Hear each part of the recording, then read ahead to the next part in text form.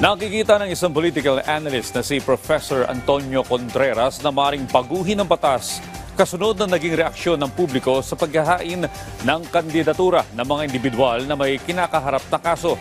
Gaya na lamang ng paghahain ni Pastor Apollo Kibuloy ng kanyang COC sa pagkasenador sa huling araw ng COC filing kahapon, kahit nakasalukuyan itong nakakulong.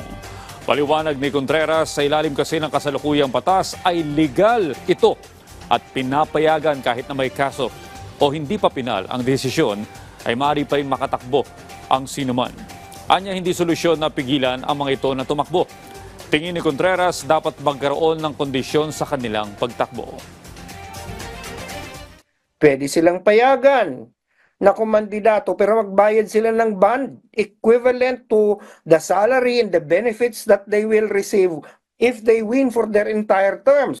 Para kung ikaw ay ma-find guilty in the future o kahit ikay nakaupo, ay hindi mo na makukuha yung bond na binayaran mo. At papatungan pa yan kung ano pa yung parusa sa'yo. Ngayon, kung ikaw ay ma-acquit, i-refund sa'yo without interest.